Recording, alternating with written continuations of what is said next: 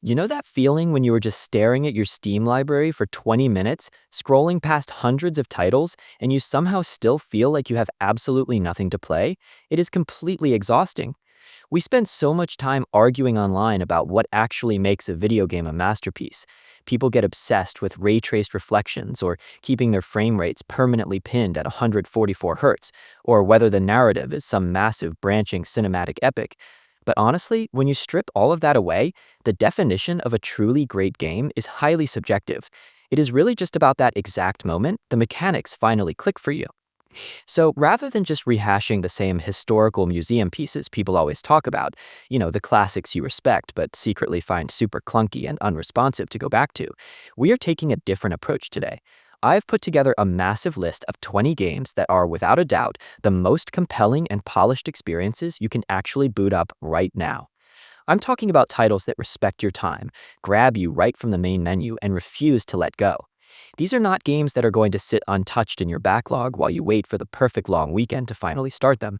These are the ones where the core gameplay loop is so tight, the environments are so incredibly immersive, and the moment-to-moment combat or traversal feels so good that you'll accidentally look at the clock and realize it is suddenly 3 in the morning. A few of the heavy hitters on this list are definitely expected, but I guarantee some of these picks are going to catch you completely off guard. Grab a snack, get comfortable, and let me show you what you should actually be playing next. Kicking off this list, we have the absolute juggernaut that basically broke the internet last year, Black Myth Wukong.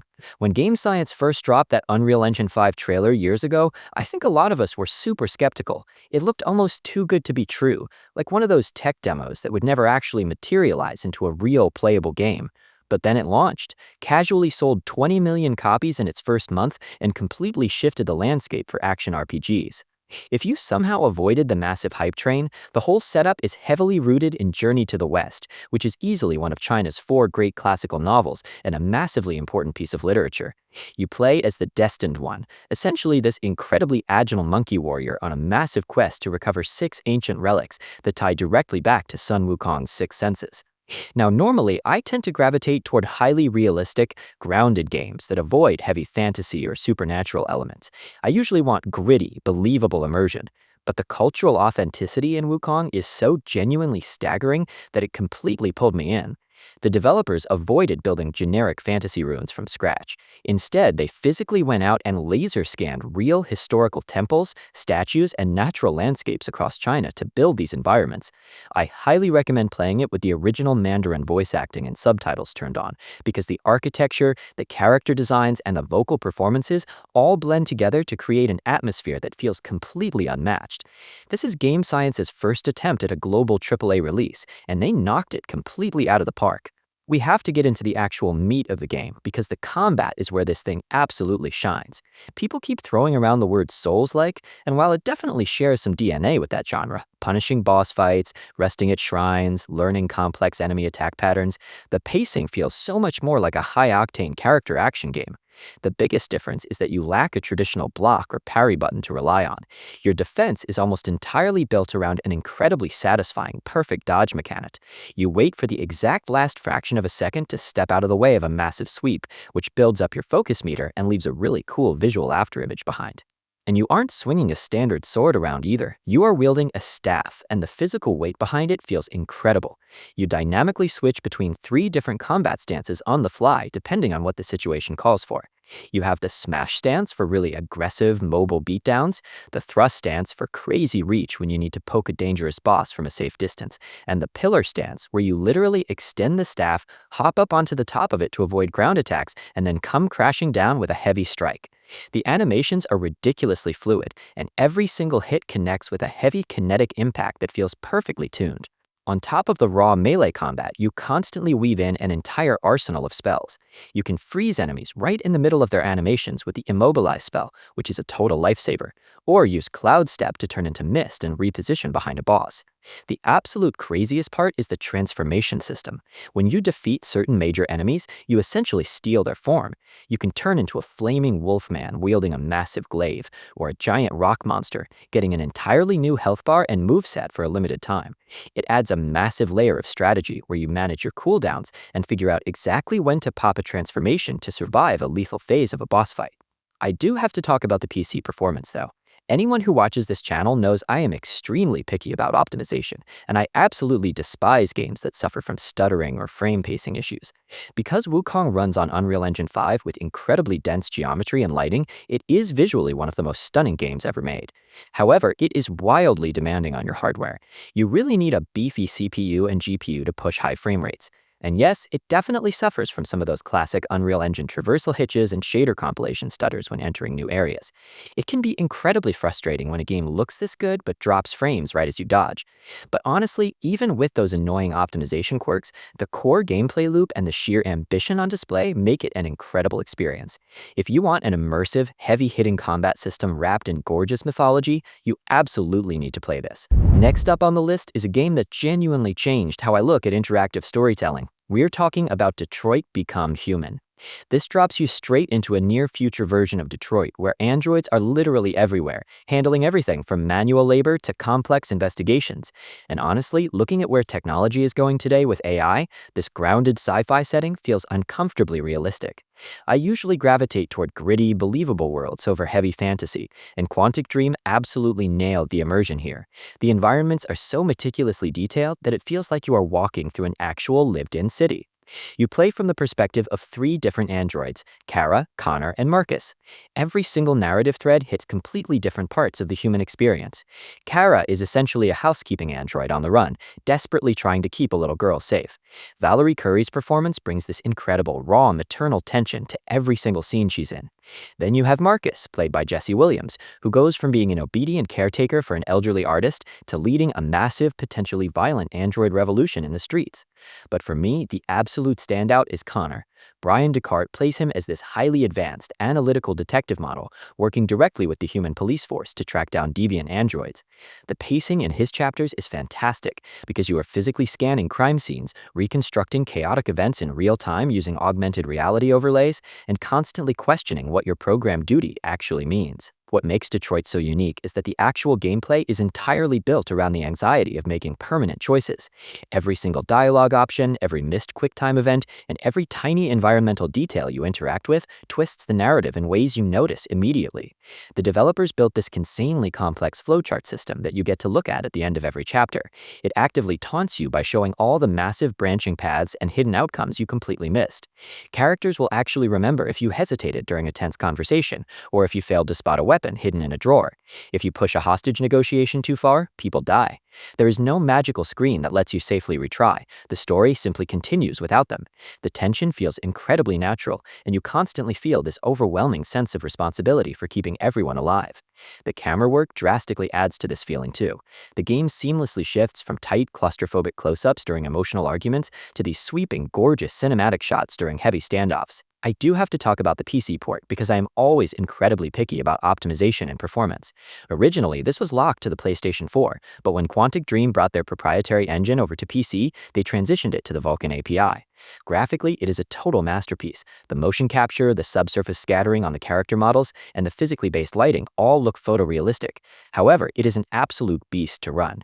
It demands a ton of raw CPU power because it scales across 8 cores, which is somewhat rare for a game with no traditional combat. But the craziest part of the PC version is the shader compilation. Quantic Dream knew that compiling shaders on the fly causes that horrible traversal stuttering that absolutely ruins games, so they forced the engine to compile all 99,000 pipelines on the main menu before you even start. It can literally take 20 minutes to compile depending on your hardware, but the massive upside is that once you're actually playing, the frame pacing is buttery smooth.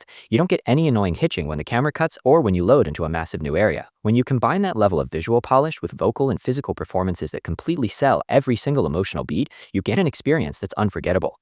You're constantly moving from quiet, intimate moments of survival to full-scale moral chaos in the streets. It's a wildly compelling ride that forces you to live with your mistakes, and it absolutely demands multiple playthroughs to see everything. Now we have to talk about a game that is completely misunderstood by basically the entire internet. I am talking about Hideo Kojima's Death Stranding. I know exactly what you were thinking because I thought the exact same thing before I finally sat down and played it. People constantly write this off as a glorified Amazon delivery simulator, or a boring walking game where absolutely nothing happens. On paper, yeah, you are a guy carrying boxes across an empty wasteland. But when you actually get your hands on a mouse and keyboard, the gameplay loop is so incredibly satisfying and deeply mechanical. You play as Sam Porter Bridges, and the physical act of moving is the actual core combat of the game. The terrain itself is your main enemy. You constantly manage your center of gravity. If you stack a massive tower of heavy cargo on your back, you physically feel the weight shifting. You actively hold your backpack straps to keep your balance while navigating down a steep rocky hill, constantly scanning the ground with your Odorax scanner to avoid tripping and completely destroying your cargo. When you finally master that momentum, it stops feeling like a chore and turns into this incredibly meditative, almost spiritual experience. You are hiking through these breathtaking, empty landscapes that look straight out of Iceland, avoiding the timefall rain that physically ages whatever it touches, and soaking in the lonely, bizarre atmosphere. It triggers that exact flow state where you totally forget you are playing a video game and you are entirely immersed in the world.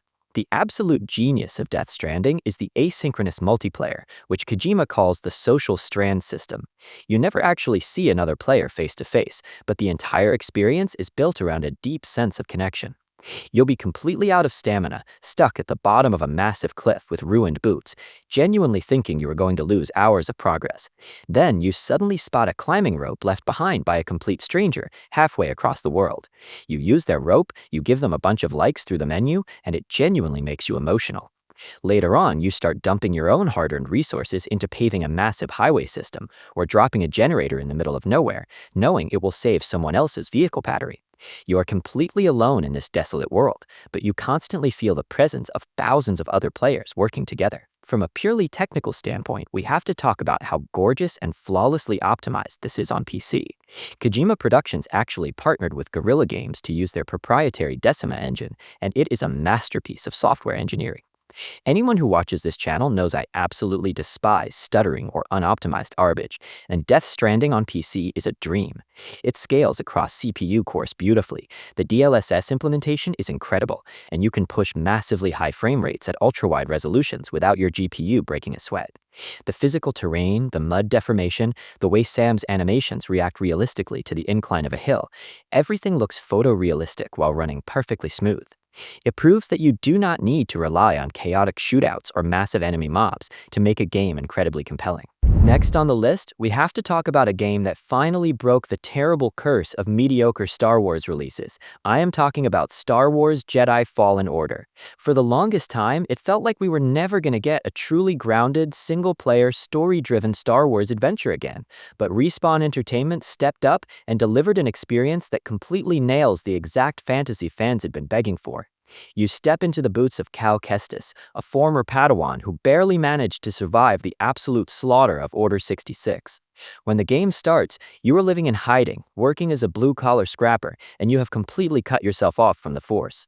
The narrative setup is incredibly compelling because it actively avoids relying on cheap, unearned fan service or constant movie character cameos. It is a completely authentic, gritty, and desperate continuation of the lore. When you hear Star Wars game, you usually expect a power fantasy where you mash a single attack button and effortlessly vaporize hundreds of stormtroopers like an unstoppable god. Fallen Order violently throws that concept out the window. The developers basically looked at From Software's entire catalog and built a genuine, deeply punishing Souls-like. The combat is highly methodical and incredibly dangerous. Every single enemy, from the absolute lowest tier scout trooper to the massive dual-wielding purge troopers, has a visible stamina or posture bar. You can't just run in swinging your lightsaber wildly. If you do, they will simply block your strikes, counterattack, and completely destroy your health bar in seconds. The entire mechanical loop revolves around learning specific enemy attack patterns, waiting for the perfect fraction of a second, and hitting that parry button to drain their stamina. When you finally break their guard, you get these incredibly brutal cinematic execution animations that feel ridiculously satisfying. For the first time in years, the lightsaber actually feels like a lethal heavy weapon instead of a glowing baseball bat. You also constantly manage unblockable attacks. Enemies will suddenly flash red, meaning you completely lose the ability to power your block, forcing you to utilize the incredibly tight dodge roll mechanics to avoid taking massive damage. As you progress through the story, you slowly relearn your connection to the Force, seamlessly weaving those abilities into the raw melee combat. Using Force Slow to freeze a blaster bolt in midair, using Force Pull to drag the stormtrooper who shot it directly onto your lightsaber, and then instantly turning around to perfectly power a melee attack. It triggers this beautiful flow state that is pure adrenaline. Plus, having your little droid companion, BD-1, riding on your shoulder and tossing you highly limited health stims adds so much desperate tension to the boss fights. You really have to earn your survival. However, we absolutely need to address the PC performance, because it is impossible to talk about this game without mentioning the optimization. Anyone who cares about PC hardware knows that Unreal Engine 4 has a massive fundamental problem with traversal stuttering, and Fallen Order is basically the poster child for it. You can have an incredibly beefy GPU, a high-end multi-core CPU, and perfectly tuned G-Sync settings, and the game will still arbitrarily drop frames and violently hitch every single time you cross an invisible loading boundary on planets like Bogano or Kashyyyk. It is incredibly frustrating when you're trying to stay immersed in this beautiful, meticulously crafted sci-fi world, only to have the engine completely choke because it's poorly indexing textures or compiling shaders on the fly. I spent hours heavily capping my frame rate and messing around with the NVIDIA control panel just to force a somewhat stable frame pacing. But honestly, even with those glaring technical flaws and the annoying stuttering, the sheer quality of the level design, the intricate Metroidvania-style exploration, and the intensely rewarding combat make it completely worth the headache. If you want a lightsaber combat system that actually demands skill and patience, you absolutely have to play this. Look, if we are being completely honest with ourselves, nobody really saw the 2018 God of War reboot going the way it did. I mean, think back to the original PS2 and PS3 trilogies. Kratos was basically just a walking, screaming ball of pure, unadulterated testosterone. He was maximum volume all the time. You are mashing the square and triangle buttons, swinging those fiery blades around, completely bathing the screen in blood, and ripping the heads off Greek gods without a second thought. There was absolutely zero chill to be found anywhere in those older games. So when Santa Monica Studio decided to hit the massive reset button, pull the camera way in for that incredibly bold, unbroken one-shot perspective, and point the franchise in a much quieter, slower direction, it felt like a massive risk. Honestly, a lot of us severely underestimated what that development team was actually capable of pulling off. They took the loudest, angriest mascot in PlayStation history and somehow gave him restraint. But the absolute genius of it is that the anger did not just disappear. Oh man, it is still very much there. The sheer violence, that terrifying primal energy where you know he is literally seconds away from tearing a monster's spine completely out of its body. It is constantly bubbling right under the surface. But now it is focused, it is disciplined. And giving him a son was the masterstroke that tied all of those new mechanics together. Atreus is the entire anchor of both the new combat system and the narrative. He takes Kratos and turns him into an incredibly grounded, three-dimensional character. You have this wild, brilliant juxtaposition where Kratos is trying to teach his kid about control, consequences, and responsibility, while simultaneously executing a stun grab on a wolver and literally yanking its guts out, because, old habits die hard. And speaking of the combat, we have to talk about how incredibly satisfying it feels now. Swapping out the frantic dual blades for the Leviathan axe changed the entire pacing. Throwing that axe, hearing that heavy thudding impact as it freezes a Draugr, and then holding the trigger to call it back to your hand with that incredibly chunky sound design, it is easily one of the most satisfying gameplay loops in modern gaming. And emotionally, especially for anyone playing this who actually has a kid, the weight of the story hits incredibly close to home. It completely changes how you view his journey. We have to give massive, massive credit to Christopher Judge here. His performance as Kratos is just unbelievable. He does so much with practically nothing. He is incredibly quiet, super deliberate with his words, and he manages to communicate entire paragraphs of complex emotion with just a deep, rumbling grunt. He constantly sounds like a guy who is just one bad breath away from completely losing his mind and going back to his old ways, but he holds it together for his boy. Moving straight from that into God of War Ragnarok, it honestly just feels like the perfect natural progression. The first game laid down all this heavy emotional and mechanical groundwork, and Ragnarok takes that father-son dynamic and really stress tests it. They expanded the combat toolkit, gave us new elemental shields and more verticality in the arenas, but they kept that core relationship central to every single swing of the axe. To me, this whole Norse era is absolute proof that you can take a famously loud, one-note, violently angry video game character and actually let him grow up. You can give him gray hair, a bad back, and a whole lot of trauma, and still keep that sharp, brutal edge that made us fall in love with him in the very beginning. Let's talk about my all-time favorite game. I know The Witcher 3 Wild Hunt ends up on basically every single recommendation list ever made, but there is a very specific reason why it still holds the crown for the most immersive open world ever designed. When you boot up a massive RPG, you usually expect to immediately be named the Chosen One and thrown into some cataclysmic battle to save the universe. CD Projekt Red completely ignored that playbook. Think back to the very beginning of the game. You load into White Orchard, and the atmosphere is incredibly grounded. You are walking down these muddy, rain-soaked dirt roads, passing by completely ordinary apple orchards and dilapidated little farms. You walk into the local tavern, and the NPCs aren't giving you massive lore dumps about ancient prophecies. They are just heavily drinking ale and yelling about the Nilfgaardian occupation like it is a local sports rivalry. Geralt is essentially just vibing as a blue-collar exterminator, killing a few ghouls for absolute pocket change. The early hours of this game are entirely focused on doing odd jobs like a medieval handyman. You are tracking down some old woman's missing frying pan, investigating a haunted well, or listening to a peasant cry about his lost cow. It is weirdly homey. The genius of that opening is how it completely tricks you. You settle into the rhythm and think this is going to be a highly manageable, cozy adventure. Then the tutorial ends, you ride into Valen and the training wheels violently fly off. You realize No Man's Land is an active, miserable war zone. The pacing shift is absolutely masterful. You go from that slow-burn Sunday stroll in White Orchard directly into negotiating with the Bloody Baron about his literal demon baby. There is no massive, dramatic cinematic spiel to force you into the plot. You simply wander into a swamp, you start talking to people, and the situation rapidly snowballs completely out of control. The writing carries this messy, gritty human charm that reminds me so much of early Game of Thrones. The immersion doesn't come from NPCs having perfectly coded daily routines. It comes from the fact that every single person you meet has incredibly deep, realistic emotional baggage, and you are the poor, exhausted mutant who has to somehow fix it. I also have to defend the combat mechanics because I see so many people completely misunderstand how this game is meant to be played. If you just spam the fast attack button on the higher difficulties, you are going to get absolutely destroyed by a random pack of wild dogs. The combat loop is deeply methodical. You have to physically prepare for major monster hunts. You are reading the bestiary, applying the correct tier of oil to your silver sword, and chugging highly toxic decoctions that fundamentally alter your stats before you even draw your weapon. In the middle of a fight, you are constantly managing your stamina economy, weaving heavy strikes with signs like Quen to absorb a lethal blow or Igni to strip away enemy armor. It is a dance of sidesteps, rolls, and perfect parries that feels incredibly rewarding once you understand the rhythm. From a technical perspective, I do have to mention the next-gen update they dropped recently, because it drove me absolutely insane. The original 2015 release, running on the DirectX 11 API, was a beautifully optimized masterpiece. You could uncap your frame rate, lock in your G-Sync, and experience buttery smooth frame pacing riding through dense forests. But when they updated the engine to DirectX 12 to add ray tracing and Ultra Plus foliage density, it completely broke the CPU utilization. You can have an incredibly high-end rig, and the game will still arbitrarily bottleneck on 2 CPU cores, causing this completely unacceptable traversal stuttering and shader compilation hitching every time you sprint through Novigrad. It is extremely frustrating when poor optimization interrupts your immersion in a world that's gorgeous.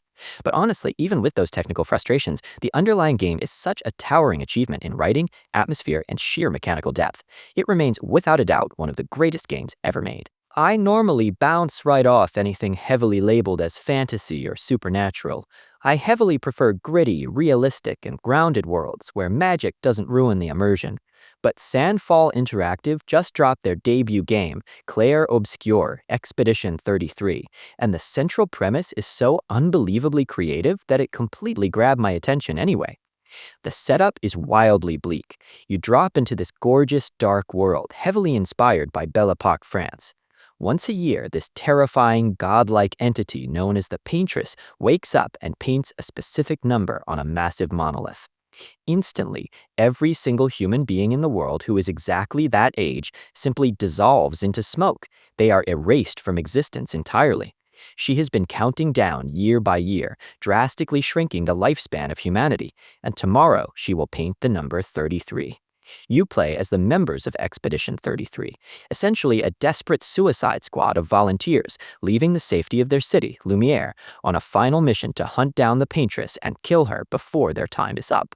If the narrative doesn't immediately hook you, the actual gameplay loop completely redefines how a turn-based RPG operates.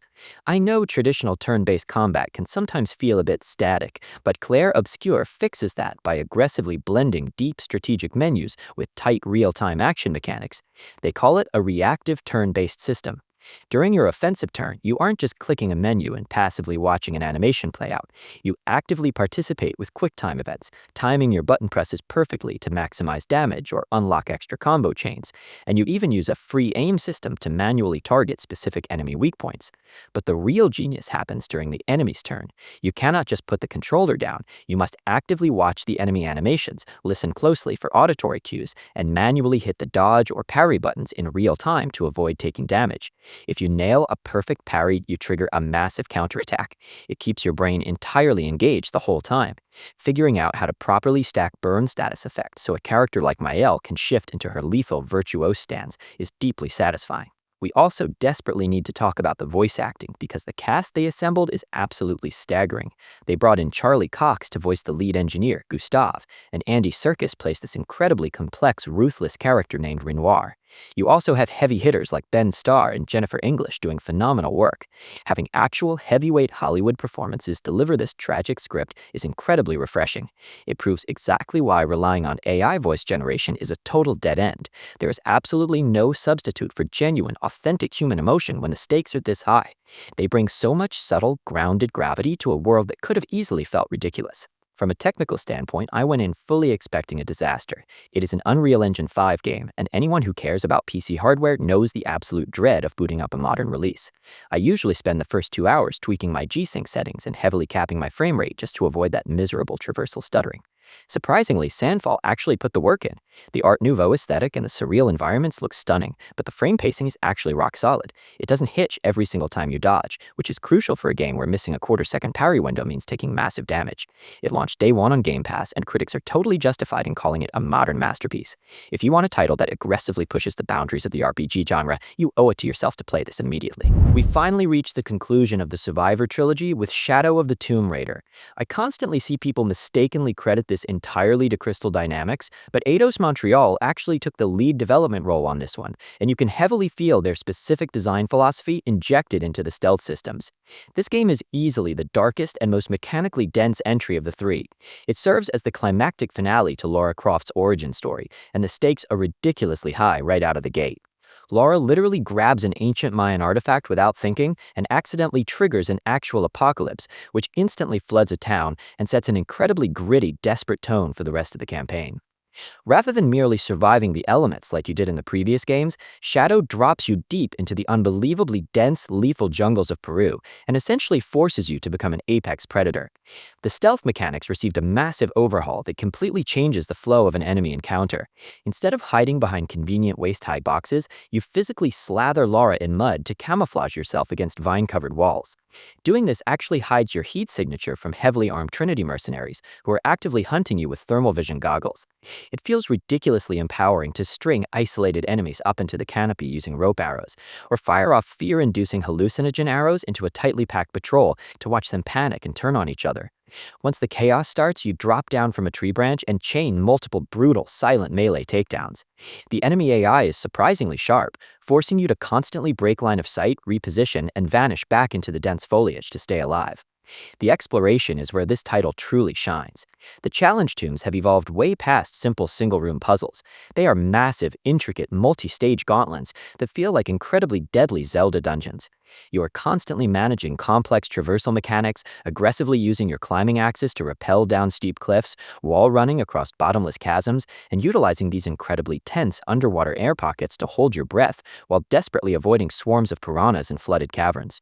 The central hubs, particularly the massive hidden city of Paititi, are packed with breathtaking architecture, heavily inspired by real Aztec and Mayan mythologies. From a technical perspective, I have to give massive credit to Nixxes Software for handling the PC port. It runs beautifully on the DirectX 12 API, which actually scales flawlessly across multi-core CPUs. Anyone who absolutely despises traversal stuttering and demands smooth frame pacing will appreciate how perfectly it locks in with G-Sync while sprinting through these highly detailed jungle environments. The density of the foliage, the physically based mud deformation, and the phenomenal lighting make it one of the most visually stunning action-adventure games available to date. It is a brilliant, grounded mix of intense puzzle-solving and ruthless guerrilla combat that perfectly wraps up Lara's transformation into the iconic explorer we know today. Let me know down in the comments if you consider this to be the absolute peak of the modern Tomb Raider series. We have to talk about a game that basically had the entire internet holding its breath. Konami actually went ahead and remade Metal Gear Solid 3. A lot of people out there will aggressively scream at you that Snake Eater is the absolute greatest stealth game ever made. Personally, I will always firmly believe that the original MGS1 holds the crown, but I am definitely not complaining about what we actually got here. Metal Gear Solid Delta finally dropped in 2025 across PS5, Xbox Series consoles, and PC, and they built the entire thing from the ground up in Unreal Engine 5. Anyone who watches this channel regularly knows I am incredibly critical of modern Unreal Engine releases because they almost always suffer from miserable traversal stuttering. But shockingly, they managed to pull off a ridiculously gorgeous, well-optimized jungle environment. When you lock in your frame rate, the dense foliage, the volumetric lighting, and the physically based mud deformation look completely photorealistic.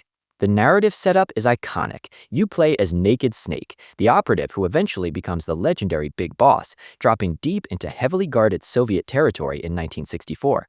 Your primary mission is to stop a massive nuclear superweapon, but the emotional core of the story revolves around hunting down your own legendary mentor, the Boss, after she violently defects. It is a brilliant, heavy story, entirely focused on loyalty, shifting allegiances, and ultimate betrayal, featuring some of the best character development in gaming history. We're taking a look at A Plague Tale Requiem next. If you regularly watch my videos, you know I heavily prefer my game worlds to be gritty, grounded, and realistic. I usually avoid anything that leans too heavily into over-the-top fantasy because it ruins the immersion for me. But Asobo Studio managed to craft such a raw, believable human tragedy here with Amisha and Hugo de Rune that the bizarre rat mechanics somehow feel completely earned within this brutal 14th century reality. You are trapped into the absolute peak of the Black Death in France, and the atmosphere is unbelievably oppressive. You are constantly trapped between violently fanatical Inquisition soldiers and literal oceans of plague rats that will strip the flesh from your bones in seconds if you step out of the light. The biggest shift from the first game, Innocence, is how much the moment-to-moment stealth and combat have evolved. Amisha is significantly older, heavily traumatized, and way more lethal. You are no longer just helplessly sneaking through tall grass and praying a guard doesn't turn around. You actually have the tools to aggressively fight back and reset your stealth. You get this incredibly satisfying crossbow that can punch straight through heavy armor, and you seamlessly combine it with a surprisingly deep alchemy system.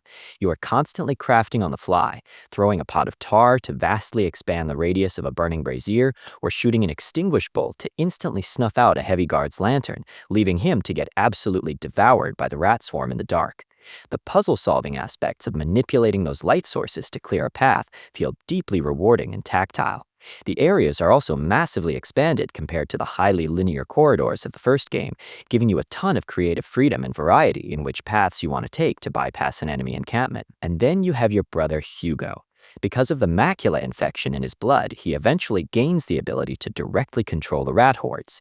You can use his echo ability to essentially scan through walls and track enemy patrol routes like a sonar ping, or you can literally take control of a massive writhing swarm of rats and direct them to overwhelm an entire squad of mercenaries.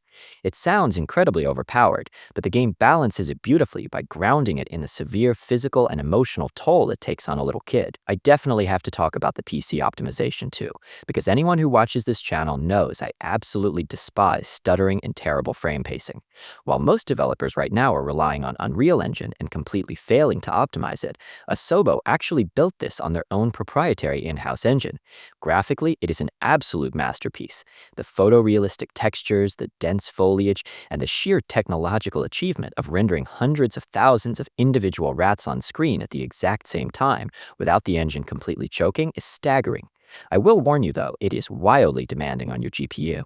You basically have to rely on NVIDIA's DLSS upscaling just to maintain a stable high frame rate at higher resolutions. But if you have the hardware to push it, the lighting effects and the incredibly dense environmental detail make it one of the most stunning stealth action linear adventures available. If you want a deeply emotional, meticulously crafted survival experience that genuinely respects your time, you absolutely need to play this. We absolutely have to talk about the Resident Evil 4 remake. Now, anyone who who watches my channel regularly knows my exact tastes. I heavily prefer grounded, realistic single-player games, and I almost always aggressively avoid the horror genre or anything packed with supernatural monsters. I usually hate that clunky, helpless feeling you get in pure survival horror, but Capcom completely rewired my brain with this release, because this isn't really a horror game at all. It is a wildly polished, high-octane action thriller that basically turns Leon Kennedy into an unstoppable tactical operator. The setup is iconic. You drop into this miserable, rotting Spanish village on a highly classified mission to rescue the president's daughter, Ashley Graham. Right off the bat, the pacing feels fundamentally different from the claustrophobic Raccoon City police station you get in the Resident Evil 2 remake. While you still get that incredible, meticulous level design where you are constantly unlocking shortcuts and doing a bit of backtracking for hidden treasure, the game aggressively pushes you forward. You are constantly moving from the village to the massive Gothic castle and eventually to the heavily fortified island. You rarely have time to just stop and breathe because the Ganados are constantly hunting you down. The combat mechanics are where this remake completely consumes you. The original game essentially invented the modern over-the-shoulder shooter, and Capcom somehow managed to modernize that formula without losing the heavy, deliberate weight of the gunplay. You are not just blindly holding down the trigger. The entire combat loop is deeply methodical. You constantly aim for the knees to stagger these infected villagers, sprint in for a massive crowd-clearing roundhouse kick, and then instantly back up to manage the mob. But the absolute greatest addition is the knife parry system. They completely overhauled Leon's survival knife to replace the old quick time events. You can now perfectly deflect a literal chainsaw swing or parry a pitchfork right in a villager's face, completely throwing them off balance. It entirely changes the flow of an encounter. But to keep it balanced, the knife has a strict durability meter. You constantly make agonizing split-second decisions about whether to use your blade to escape a grab or save it to parry a lethal blow later. We also have to talk about the inventory management, because the attaché case is essentially a wildly addictive puzzle game built right into the pause menu. You are meticulously organizing your weapons, rotating boxes of shotgun shells, and desperately trying to maximize every single grid square of space. Pairing that with the merchant's upgrade system creates this incredibly satisfying progression loop. You actively hunt down hidden spinels and pesetas just to get that perfectly tuned fire rate on your Red 9 pistol, or unlock the exclusive upgrade for your riot gun. From a purely narrative standpoint, the story doesn't carry the exact same desperate tragedy of Resident Evil 2. RE2 felt like a terrifying fight for absolute survival, whereas this is basically a gritty 90s-style action movie. But the character work is absolutely phenomenal. They made Leon significantly more hardened and traumatized by the events of Raccoon City, and they somehow made Ashley an actual believable companion instead of a deeply annoying escort mission. I do have to bring up the PC performance though. Anyone who cares about PC hardware knows the RE engine is usually a masterpiece of optimization, but this game has had a seriously frustrating history with DRM causing CPU overhead. Just recently, they pushed an update that removed Denuvo, but seemingly replaced it with Enigma Protector, and it completely tanked the frame pacing all over again. Even if you have a ridiculously high-end CPU and cap your frame rate perfectly, you still get these miserable traversal stutters when running through the village, because the DRM is aggressively eating up your processor threads. I spent hours heavily tweaking my texture pool settings and forcing high priority modes in Task Manager just to avoid that horrible hitching when aiming down sights. But honestly, even with those infuriating technical flaws, Capcom delivered a masterfully crafted action experience. If you normally avoid horror but want a deeply mechanical, heavily polished shooter, you absolutely cannot skip this one. We need to talk about an absolute masterclass in why bigger does not always mean better. In an era where every single publisher seems obsessed with building completely bloated, empty open worlds, the original BioShock perfectly proves how a strictly linear design can actually elevate video game storytelling to an entirely different level. You take that iconic bathysphere ride down to the ocean floor, and the game drops you directly into Rapture, a breathtaking, decaying underwater utopia built on completely unregulated objectivist philosophy. The environmental world building here is staggering. Every single flooded corridor, flickering neon sign, and shattered audio diary feels meticulously and intentionally crafted to guide you through a truly tragic narrative. Because the developers strictly control your journey, the pacing is absolutely flawless. You aren't getting distracted by random, meaningless side quests or filler content. Instead, the game constantly funnels you into escalating situations, seamlessly shifting from eerie, tense survival horror exploration right into chaotic, desperate action as you slowly uncover the city's shocking secrets, massive plot twists, and heavy moral quandaries. We genuinely need to talk about how Supergiant Games pulled off the impossible. When they announced a direct sequel to a game that basically defined the modern roguelike genre, I was incredibly skeptical. How do you possibly top perfection? Hades 2 ignores the safe route and completely shatters expectations, delivering an experience that is wildly deeper, darker, and mechanically superior. This time around, you aren't playing as Zagreus. You step into the shoes of Melinoy, his sister and the princess of the underworld.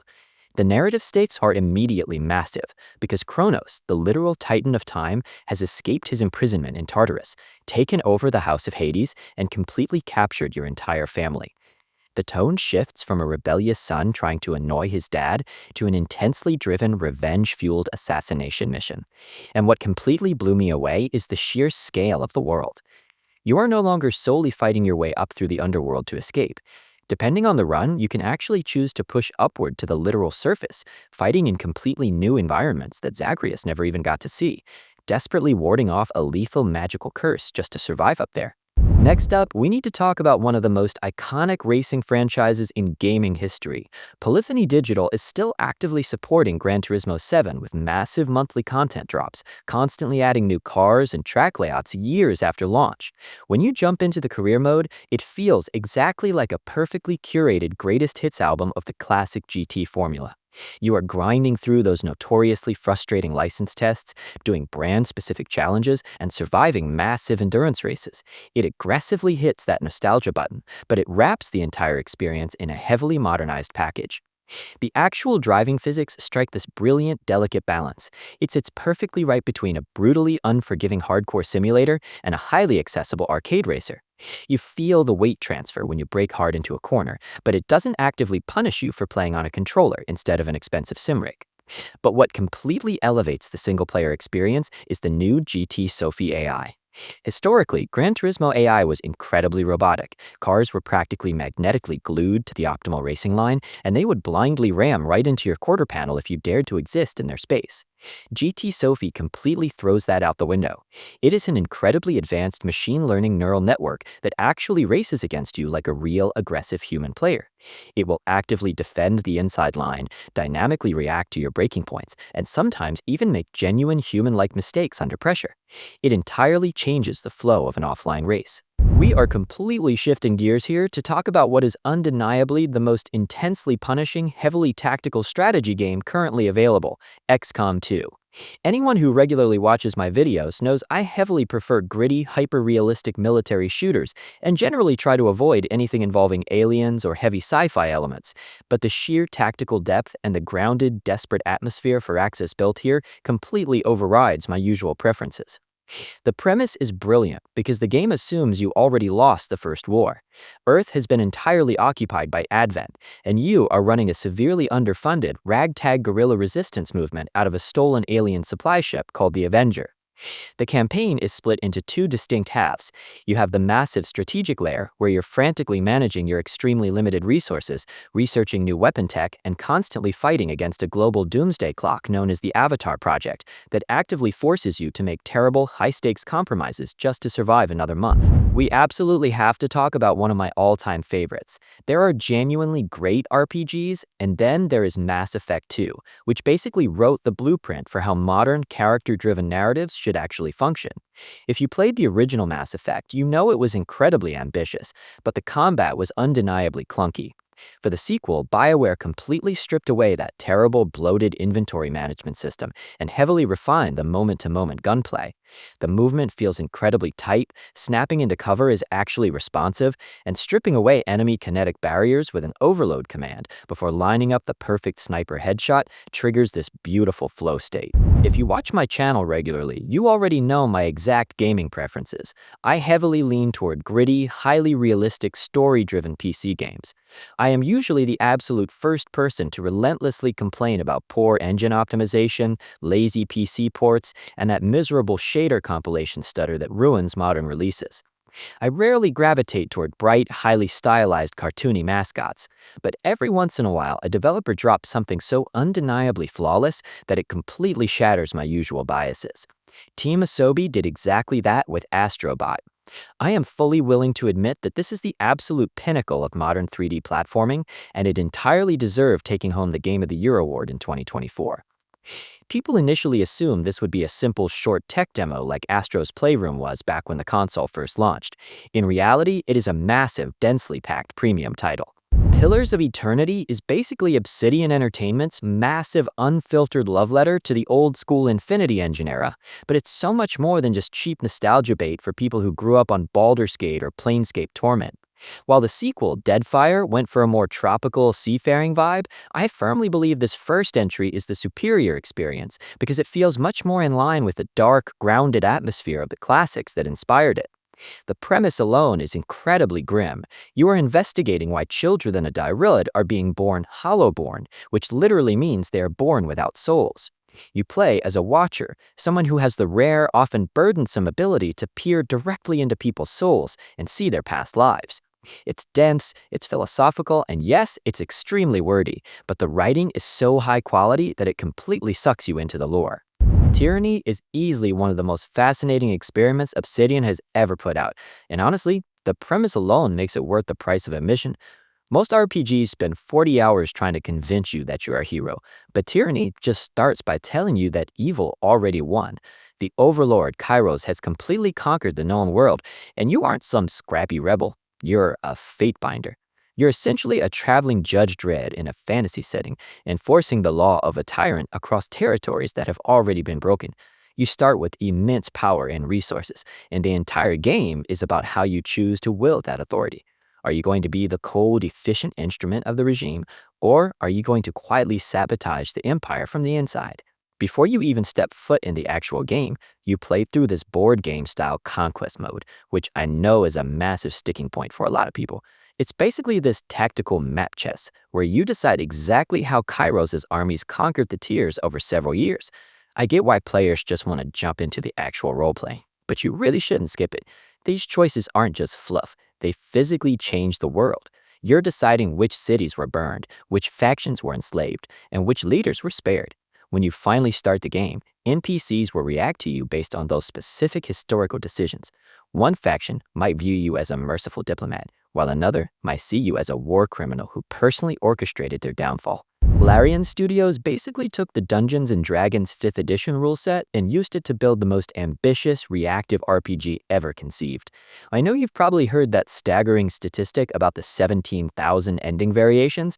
To be clear, we are talking about 17,000 totally unique cinematic movies. It's more about the incredible number of permutations and ripples your choices create.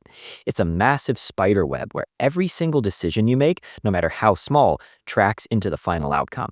The level of freedom here makes almost every other RPG look completely scripted and narrow by comparison. You start the game infected with a mind flare tadpole, and you're in a desperate race against time to get it out of your skull before you transform into a literal monster. That's the hook, but the chaos that follows is entirely up to you. The game aggressively encourages you to break its systems. You want to skip a massive multi-stage boss fight by just talking the antagonist into a corner until they give up? You can actually do that. You want to stack 50 explosive barrels around an entire camp and vaporize everyone in a single turn? The physics engine won't stop you. You want to shove a legendary enemy off a cliff just to see them disappear into the abyss? Go for it. And yes, if you want to romance a vampire spawn or a druid who accidentally shifts into a bear mid-scene, Larian fully leaned into that chaotic energy. Every single line of dialogue is fully motion captured and voice acted with this incredible grounded gravity that makes these characters feel like genuine breathing people you've known for years. Next up is a game that is genuinely in a league of its own. I'm talking about Disco Elysium. If you're tired of the same old chosen one tropes and want something that feels completely different from anything else in your library, this is it. It's a detective RPG where you wake up as a total disaster. No memory, a completely trashed hotel room, a horrific hangover, and a hanging corpse in the backyard that you were supposed to investigate. But the real hook here isn't the murder. It's the fact that you solve crimes by basically arguing with your own internal organs and psychological traits.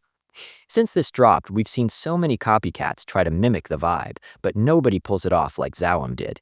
You have 24 different skills that represent parts of your psyche, things like logic, empathy, electrochemistry, or the wildly surreal Inland Empire. And they aren't just passive stats, they are actual characters in your head that talk to you constantly. They bicker with each other, they lie to you, and they give you absolutely terrible advice. Your ancient reptilian brain might try to convince you to go on a bender, while your rhetoric skill tries to get you into a heated political debate with a racist truck driver. You can actually fail a skill check by being too intelligent, leading your character down a rabbit hole of overanalysis that leaves you paralyzed. The writing is unapologetically dense, weirdly hilarious, and heavy on existential dread. It treats you like an adult and refuses to hold your hand. Now, I have to be honest, there is a massive amount of reading here. If you're the type of player who skips through dialogue to get back to the action, this might not be for you, especially since there is basically zero traditional combat. It's all about the investigation and the conversations. We have to talk about one of the most tragic release date disasters in gaming history, but also one of the absolute greatest shooters ever made, Titanfall 2. This game is the definitive proof that Respawn Entertainment knows exactly how to craft a masterclass in FPS design. It originally launched right in the middle of a literal sandwich between Battlefield 1 and Call of Duty Infinite Warfare, which basically sent it out to die. It peaked at around 40,000 players on Steam back then, which is honestly embarrassing for a blockbuster of this caliber. But thankfully, the internet finally caught on, and it's finally getting the respect it deserves in 2026. You play as Jack Cooper, a standard grunt who ends up in a field promotion after his mentor is killed, becoming the pilot of a Vanguard-class Titan named BT-7274. I usually don't go for sci-fi or supernatural stuff, I like things grounded, but the way they handle the bond between Jack and BT is incredible. They somehow manage to write a giant, sentient robot suit in a way that makes you genuinely care about him. The campaign is lean, clocking in at about 6 hours, but there is absolutely zero filler here. Every single mission introduces a brand new mechanical gimmick that most games would build an entire franchise around. One minute you're platforming through a giant automated factory that's building a simulated town in real time, and the next you're playing through Effect and Cause, which is easily one of the best FPS levels ever designed. We have to talk about the greatest redemption story in the history of this medium, Cyberpunk 2077. Most of us remember the absolute train wreck of a launch back in 2020, the bugs, the broken promises, and the performance that made last-gen consoles literally melt. But CD Projekt Red actually put in the work, and with the 2.0 update and the Phantom Liberty expansion, this game has evolved into a complete masterpiece. It's not just a patch, they fundamentally ripped out the old systems and rebuilt the entire game from the ground up to finally deliver on that gritty, immersive dystopia we were all promised. The changes in 2.0 are absolutely massive. The biggest win for me is the total overhaul of the police and wanted system. They finally stopped having cops literally teleport behind you in an alleyway. Now they actually engage in high-speed vehicle combat, set up tactical roadblocks, and if you cause enough chaos, they send in MaxTac, these elite, terrifying units that drop from AVs and actually use advanced tactics to hunt you down. They also completely fixed the clown suit problem. Armor is now tied to your cyberware implants instead of your clothing, which means you can finally dress V in a way that actually looks cool without sacrificing your damage resistance. The skill trees were also rebuilt from scratch to focus on actual playstyles, like being a high-speed katana-wielding ninja or a netrunner who can queue up multiple hacks, instead of just boring percentage buffs. Then you have Phantom Liberty, which is easily one of the greatest expansions ever made. It's a high-stakes spy thriller set in Dogtown, a lawless, walled-off district of Night City. They brought in Idris Elba as Solomon Reed, and his performance brings this incredible, grounded gravity to the story. The expansion raises the level cap to 60 and adds the Relic skill tree, which lets you unlock these crazy abilities tied to the biochip in your head, like being able to see enemy weak points through walls or enhancing your mantis blades to leap across the room. They even added a fully functional metro system, repeatable car races, and actual romantic hangouts with your partners. Night City finally feels like a living, breathing, dangerous place. We need to talk about one of the most unapologetically brutal and technically impressive games ever made, The Last of Us Part 2. While the first game was a more traditional, balanced masterpiece, this sequel is significantly more daring and unpredictable. It's a linear journey that is designed to keep you constantly off balance, focusing on a cycle of violence that is both shocking and deeply uncomfortable. I heavily prefer grounded, realistic stories, and Naughty Dog absolutely delivered that here. This isn't some stylized, fun apocalypse. It's a gritty, desperate struggle for survival that sells the feeling of living through a total societal collapse better than almost any other medium. The gameplay mechanics have been heavily refined to reinforce that realism. The movement feels heavy and deliberate. When Ellie is crawling through tall grass to avoid a Seraphite patrol or desperately craft a silencer while being hunted, you feel every bit of that tension. Next up is Ratchet and Clank Rift Apart, which is essentially Insomniac games showing off exactly what modern hardware is capable of. I usually stick to gritty, hyper-realistic shooters and grounded stories, but the technical ambition behind this one is so impressive I had to include it. The core gimmick here is that you are jumping between entirely different dimensions mid-combat with literally zero loading times.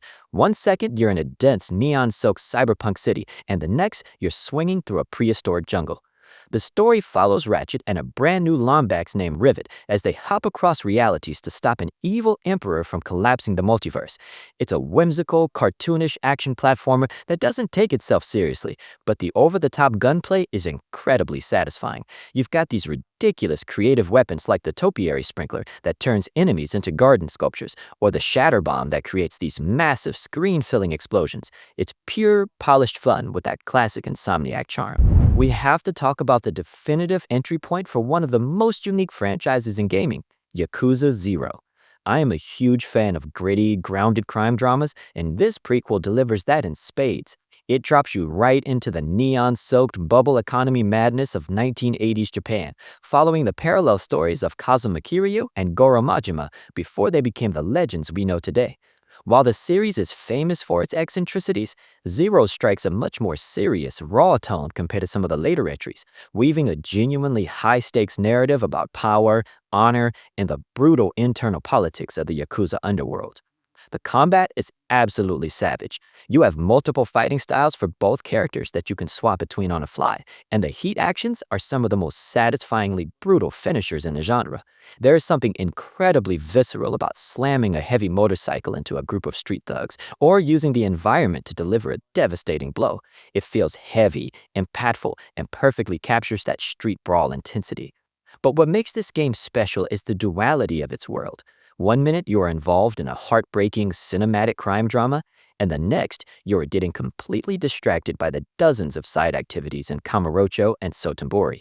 Whether you're managing a massive real estate empire, running a cabaret club, or just trying to get a high score at karaoke, every single minigame feels fleshed out and meaningful. It manages to blend that grit with an unapologetic, wacky charm that shouldn't work, but somehow it creates a world that feels more real and lived in than almost any other open world. Finally, we've reached the absolute legend that keeps on giving, The Legend of Zelda: Breath of the Wild. Now, I know what you're thinking. We've been playing this for nearly a decade, but Nintendo actually dropped a massive Switch 2 edition that feels like the definitive way to experience Hyrule.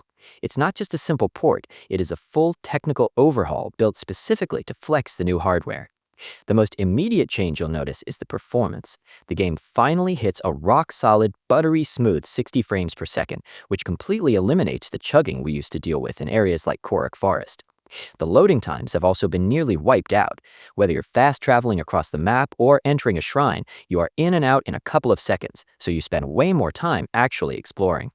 Visually, the lighting and textures have been completely rebuilt. The sunlight filtering through the trees and the clearer water effects make the world feel fresh without losing that iconic art style we love. Super Mario Odyssey, which even years after its original release still feels like pure, unfiltered magic. On the Switch 2, it is legitimately better than ever. I am usually the first person to call out poor performance, but Nintendo's free technical update for this game is a masterclass in how to polish a masterpiece. The first thing you'll notice is the visual clarity. The original ran at 900p in docked mode, but this new version targets an upscaled 4K resolution from a native 1440p. It is breathtakingly sharp, and when you combine that with the brand new HDR support, the vibrant colors of the Cascade Kingdom and the neon lights of New Donk City absolutely pop. Those muddy, interlaced artifacts from the original are completely gone. The 60 frames per second target is now rock solid, even in the busiest areas like the Metro Kingdom, and the loading times have been slashed so significantly that you are back in the action almost instantly.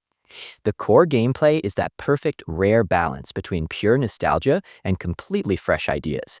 Sucker Punch managed to create a world where every single discovery feels like it was placed there for a genuine reason, making Ghost of Tsushima a total masterclass in how to build an open world that actually respects your time.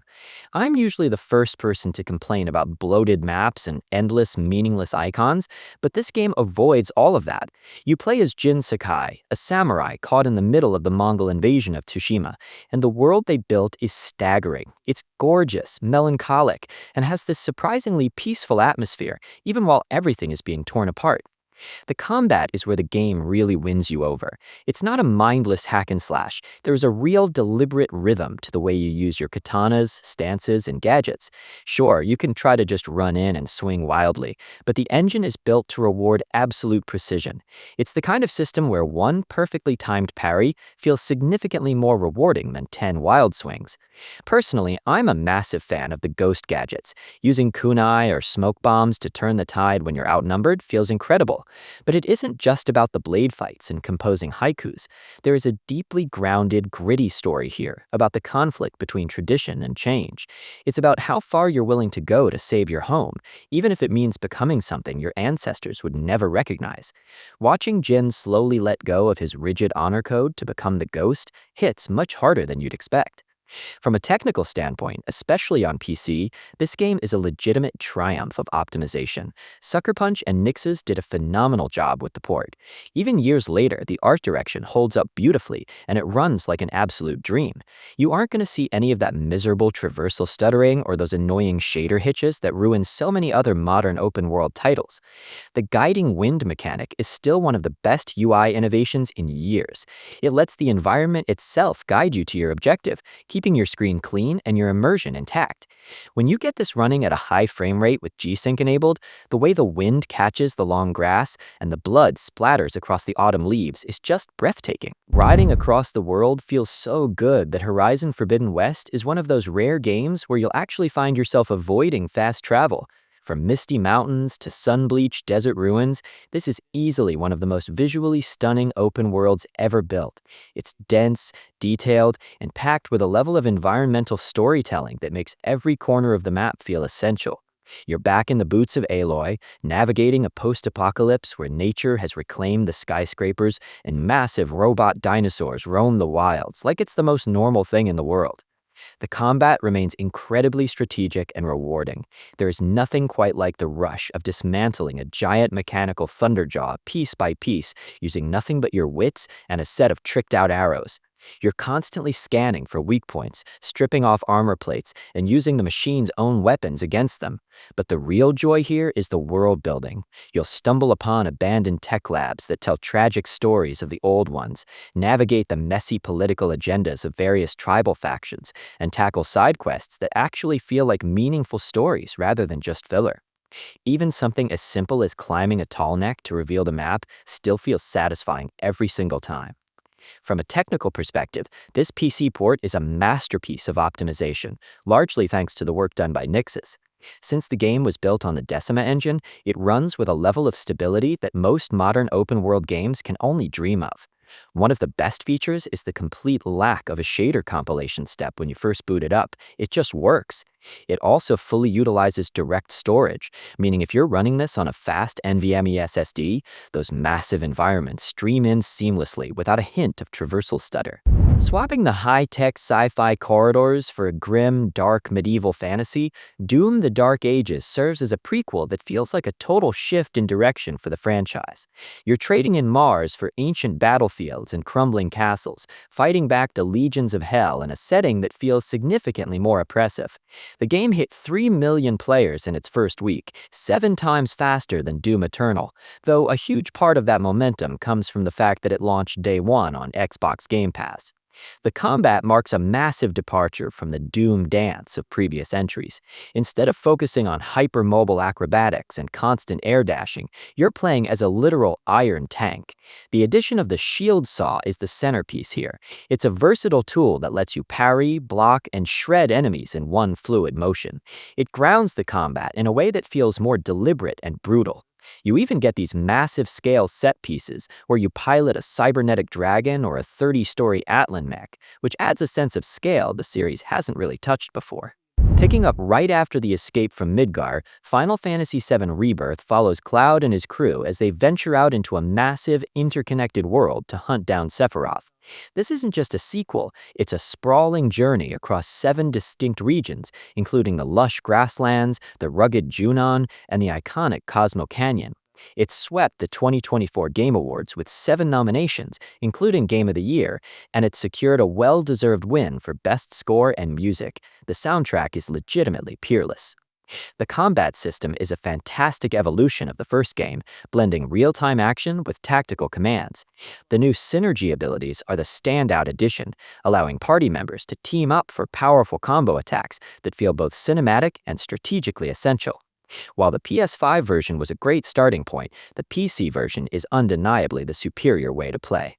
We finally have proper NVIDIA DLSS support to maintain high frame rates at 4K, and the texture quality settings go well beyond the console's technical limitations. The world feels more tangible and expansive when you can see the fine detail in the environment without the aggressive dynamic resolution scaling. From a technical standpoint, the optimization of these 7 regions is a massive achievement. You can move between areas with minimal loading screens, which keeps the sense of adventure and momentum intact. If you're a fan of the original 1997 classic, or you're just looking for a JRPG that delivers a massive, heartfelt story with modern technical polish, this is a must-play. Starting as a hunted fugitive on a prison ship with a magical collar around your neck, Divinity Original Sin 2 immediately ditches the typical power fantasy in favor of a desperate, gritty struggle for survival. You are essentially a prisoner of the Divine Order, and before you even reach the island of Fort Joy, your world is thrown into total chaos. It's an incredibly immersive setup that makes your eventual rise to power, from a shackled criminal to someone capable of challenging the gods themselves, feel completely earned. The freedom in character creation and progression is where this game truly shines. There are no rigid classes forcing you into a specific role. Instead, you just mix and match skills however you want. But the real star is the environmental combat. It is the direct precursor to the systems we saw in Baldur's Gate 3, where you're encouraged to treat the battlefield like a giant chemistry set. You're constantly setting oil slicks on fire, electrifying water puddles to stun entire squads, or using telekinesis to drop heavy, explosive barrels on unsuspecting enemies.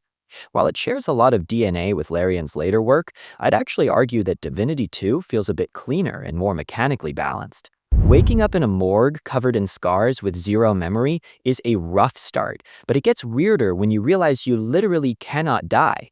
That is the premise of Planescape Torment, a game from the old-school PC era where the pixels were chunky, but the writing was sharper than almost anything we see today. This isn't your typical fantasy adventure about swords and spells, it's a game about words. And I don't mean the kind of dialogue you skip to get to the action. We are talking full-on philosophical debates with floating skulls, devils, and cosmic bureaucrats. You play as the Nameless One, an immortal trying to piece together who he was in his past lives, and more importantly, why he exists in the first place. The setting is Sigil, the City of Doors, at the center of the Planescape universe. It's weird, it's gritty, and it's unapologetically surreal. The combat system is admittedly a little dated compared to some of the other Infinity Engine titles, like Icewind Dale, but the story is so compelling, it makes the game essential even in 2026. It serves as a constant reminder that sometimes the most powerful weapon in an RPG isn't a magical blade, but your dialogue tree. Starting as a young kid named Oliver dealing with a devastating loss, Ni no Kuni Wrath of the White Witch quickly transitions into a parallel magical world where you're tasked with saving the realm while uncovering truths about yourself. While that setup could easily feel heavy-handed, the game handles its themes with a light touch, perfectly mixing whimsy and heartbreak in a way that captures the raw emotion of the best classic JRPGs. The personality in this world is staggering. Every companion Oliver meets has their own quirks and flaws, and even the smallest NPC interactions feel intentional. Whether you're wandering through a vibrant town or exploring the countryside, the world feels lived in and deeply connected to Oliver's journey. The gameplay itself ties directly into his growth. You're capturing and battling creatures in a style similar to Pokémon, solving puzzles and seeing firsthand how your actions affect the people and creatures around you. Nothing feels disconnected. Every tower you climb and every area you uncover feels like a meaningful step in the larger story arc. I'm a huge fan of the tone here. It can be silly, playful, and even completely absurd at times, but it never undermines the emotional weight of the narrative. By the time you reach the end of Oliver's journey, you get that specific feeling of having just finished a great book or a landmark TV series. It's a story about growing up and facing tough choices, delivered with a sense of wonder that is incredibly rare in modern gaming. Personally, while the second game is great in its own right, I don't think it comes anywhere close to the magic of this first entry. From a technical perspective, the remastered version on PC is a joy to play. Because the art style was created in collaboration with Studio Ghibli, it has this timeless, hand-drawn look that benefits immensely from higher resolutions. On a modern monitor, the colors are vibrant and the lines are incredibly crisp. Since it's not an overly demanding title, it runs flawlessly at high frame rates with zero stuttering or the typical optimization hurdles we see in bigger AAA releases. Throwing you straight into a snow-covered prologue with masks on, alarms screaming, and cops everywhere is the most rockstar way possible to say welcome to the game. Grand Theft Auto 5 doesn't waste time with a slow tutorial. It just hands you a gun, points you at a bank vault, and says, good luck. From there, you're dropped into the sun-soaked chaos of Los Santos as Franklin, repoing cars for a boss who looks like he moisturizes with stolen credit cards, all while trying not to crash a high-end Audi into a yoga studio. The early game is pure vibes, whether you're cruising through Vinewood, accidentally discovering stunt jumps, or realizing pedestrians actually have unique insults to yell back at you. It's easy to spend hours doing absolutely nothing productive. The world building is stellar, largely because the actors from Michael, Trevor, and Franklin did full motion capture. When Trevor looks like he's about to bite someone's ear off, that's Stephen Ogg actually going feral in a gray suit covered in ping pong balls. The map is stuffed with weird secrets, from alien Easter eggs and ghost sightings to the Mount Chiliad mystery that had the community losing its mind like it was a Da Vinci Code sequel. It is easily one of the most fun open-world games ever made because of that sheer density. One minute you're on a cinematic heist mission, and the next you're racing strangers down the highway, golfing, or seeing how many stars you can stack before the tanks show up.